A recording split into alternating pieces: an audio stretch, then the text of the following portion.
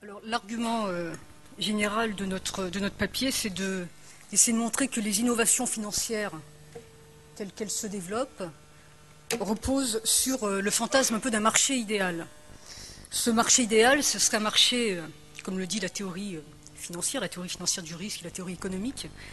C'est un marché peuplé d'individus atomistiques, avec donc ce qu'on appelle la condition d'atomicité, avec des produits homogènes, des acteurs qui se coordonnent essentiellement grâce au système de prix et qui permet une allocation optimale des ressources. Ça, c'est le fantasme du marché idéal qui repose sur l'idée de fluidité, de liquidité et de transparence. Notre thèse ici, c'est de montrer qu'on crée finalement des marchés financiers qui ont des caractéristiques assez éloignées, voire très différentes de ce marché idéal. Alors on s'est intéressé plus spécifiquement au processus de construction d'un de ces marchés, le marché des dérivés de crédit, et des formes précises finales que ce marché va prendre, de sa structure sociale concrète. En fait, ce marché des dérivés de crédit, et c'est la thèse que soutenons, est un marché qui finalement va rester ultra concentré, assez opaque, et donc très éloigné du marché idéal. Alors avant d'aller plus loin, et même si ce n'est pas vraiment ma spécialité, la finance, heureusement qu'il y avait Hélène pour m'éclairer sur ces dispositifs très sophistiqués, très techniques, je vais quand même expliquer très rapidement ce qui est le dérivé de crédit. Le dérivé de crédit réside dans le fait d'isoler le risque de crédit d'une créance pour l'échanger sur un marché. Donc le créancier qu'on appelle l'acheteur de protection va ainsi transférer à une contrepartie qui est appelée le vendeur de protection le risque de crédit attaché à un débiteur, tout en conservant la créance dans son bilan. Alors c'est un mécanisme qui va surtout profiter aux grandes banques d'investissement qui peuvent ainsi transférer le risque de non-remboursement de leurs créances vers le marché financier, c'est-à-dire vers tout investisseur qui est prêt à prendre des risques importants pour une perspective de rentabilité significative. Alors si je veux être un peu plus précise dans ce que nous voulons dire ici, c'est qu'il y a un grand décalage, je l'ai dit déjà, mais je le répète, entre le caractère très mathématique de la théorie qui fournit le socle, la base, le design des innovations financières et la réalité des marchés. L'étude que nous avons menée porte sur le marché des dérivés de crédit, est étudiée depuis sa naissance, 1997 jusqu'à 2004-2005. Donc elle n'est pas, notre étude, évidemment, a une résonance particulière à l'aune de la crise financière actuelle que nous connaissons, mais s'est déroulée bien avant cette crise financière. Les dérivés de crédit reposent sur une théorie mathématique qui n'est pas facile aux non-experts de comprendre et de s'approprier. Il pose aussi des questions juridiques, des questions réglementaires assez complexes et soulève également la suspicion de la part de certains acteurs de la sphère financière qui soupçonnent les banques de transférer leurs mauvais risques au marché. Donc le développement de ce marché s'est heurté à des problèmes pratiques très concrets, des ambiguïtés de nature cognitive, liées au produit qui est assez compliqué, des ambiguïtés de nature politique liées à la question de savoir comment on peut lever la suspicion de certains acteurs et des problèmes juridiques et réglementaires. Et face à ces incertitudes, les banques se sont donc coalisées, se sont organisées en communautés d'intérêt pour essayer de développer le marché, pour essayer de développer sa liquidité, pour essayer de développer sa transparence. Rappelez-vous, ce sont les caractéristiques du marché idéal. Mais tout en menant ces efforts pour améliorer la transparence et la liquidité, elles ont pris elles-mêmes en charge la définition référentielle qui servait leurs intérêts et qu'elles comprenaient. Elles ont essayé d'exercer leur lobbying sur le régulateur et leurs efforts, ces processus sociaux, ont conduit finalement à une forme d'absence de transparence et de concentration. Donc les solutions qui sont apportées à ces problèmes pratiques, à ces ambiguïtés par les banques, expliquent la manière concrète dont s'est structuré le marché, caractérisé par concentration et par opacité. Alors je vais être un tout petit peu plus précis sur ces problèmes pratiques, très concrets, je vais essayer de les décrire. La première problématique liée à ce produit, dérivé de crédit, c'est la question de sa définition.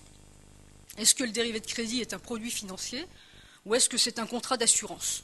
Donc d'emblée, ce problème de la qualification juridique à résoudre était crucial pour les banques pour faire décoller le marché. Parce que les banques tenaient absolument à combattre la vision qu'il s'agissait d'un contrat d'assurance, sinon ce produit entrait sous le monopole, relevait du monopole des assurances. Et donc elles avaient tout intérêt à faire prévaloir l'idée qu'il s'agit d'un produit financier, ce qui permettait tout à fois à elles-mêmes, mais surtout aux hedge funds et aux sociétés de gestion, les OPCVM, de rentrer sur ce marché et d'assurer une certaine liquidité.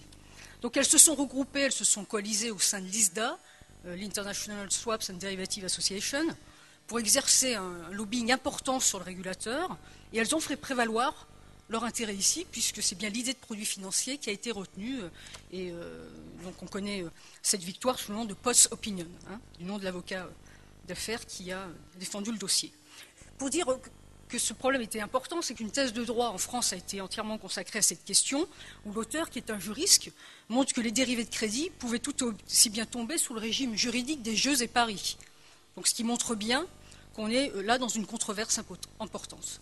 Donc au total, l'activisme qui a été mené par les banques sur ce premier point était très prégnant, très important, afin que leur vision prévale et lever toutes les incertitudes juridiques attachées d'emblée à ce produit. Le deuxième problème qui se pose, c'est la question de la standardisation. Je ne l'ai pas dit tout de suite, mais j'aurais dû le dire, le marché des dérivés de crédit, c'est un marché de gré à gré. Ce n'est donc pas un marché standardisé, donc c'est un marché qui a besoin d'un cadre reconnu pour se développer. Donc les banques se sont à nouveau tournées vers l'ISDA et ont fait adopter un certain nombre de processus de normalisation, de standardisation. Et l'ISDA en particulier a souvent été obligé de revenir très concrètement sur la définition des modalités de fonctionnement pratique du marché. Le fonctionnement était loin d'être automatique. Il y a eu un certain nombre de problèmes auxquels les banques ont dû, et en particulier l'ISDA, a dû s'affronter.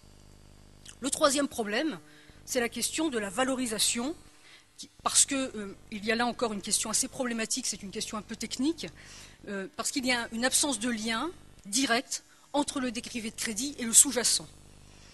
En gros, les spécialistes de finance le diraient mieux que moi, il y a un caractère très discontinu du risque de crédit et une grande difficulté d'évaluer ce risque.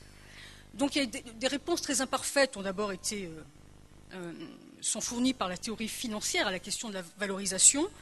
JP Morgan, qui était la banque un peu précurseur dans le domaine du dérivé de crédit, a essayé de développer un modèle, Credit Metrics, puis Risk Metrics, qui n'a jamais eu le rôle unificateur que souhaitait cette banque. Donc il y a une grande diversité des méthodes de valorisation sur le marché des dérivés de crédit et pas de véritable consensus quant aux modalités de valorisation, au détriment donc de la transparence et au bénéfice de l'opacité du marché sur l'établissement des prix. Quatrième élément, une ambiguïté de nature politique.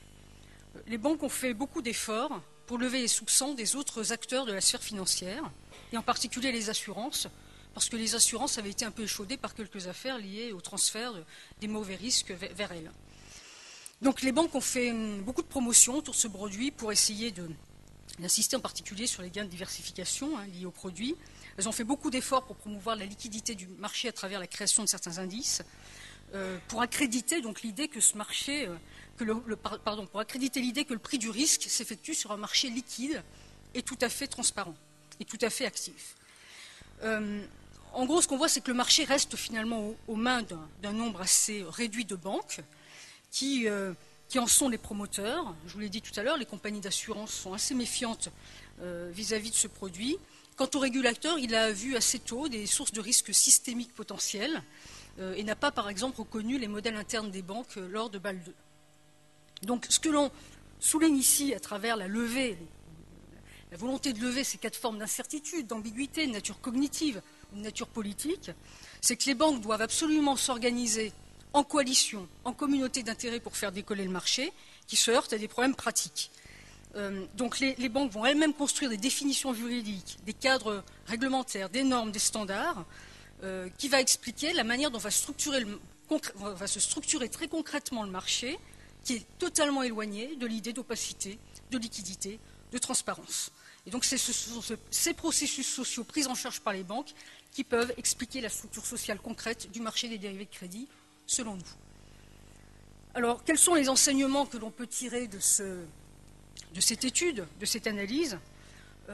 Première idée, c'est une idée qui nous tient un peu à cœur avec Hélène, et notre binôme en témoigne, puisque moi je suis plutôt spécialiste de théorie des organisations, Hélène de finance, c'est qu'on a intérêt peut-être à comprendre en profondeur la structure sociale réelle des marchés financiers, qu'on a peut-être plus besoin de théorie des organisations parfois pour comprendre le monde de la finance que simplement de modèles, enfin que simplement, loin de, l'adverbe simplement n'est pas du tout adapté, que de modèles mathématiques sophistiqués. La recherche en mathématiques financières est absolument indispensable, évidemment, pour comprendre ce qui se passe sur les marchés financiers, pour en améliorer le fonctionnement, c'est évident, mais on a aussi besoin de comprendre la manière dont s'organisent très concrètement ces marchés financiers.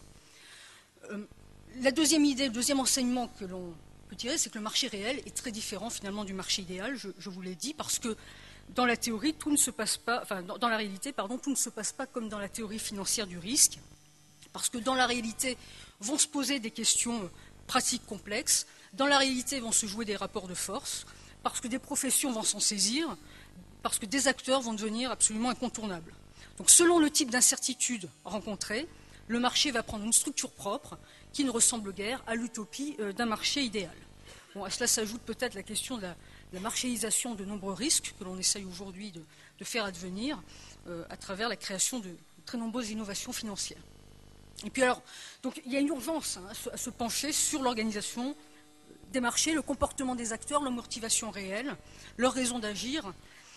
Les affaires récentes en attestent, la question de la rémunération des traders et l'affaire Kerviel est au centre de l'analyse, la question de la crise des subprimes et la question évidemment de la concentration du marché des dérivés de crédit.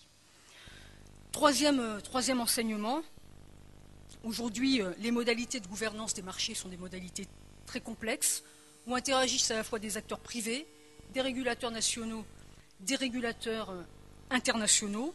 Donc ça pose la question de la gouvernance de ces nouveaux marchés financiers, de la question qui occupe de la place qui occupe la notion d'intérêt général et plus globalement du fonctionnement démocratique de nos sociétés.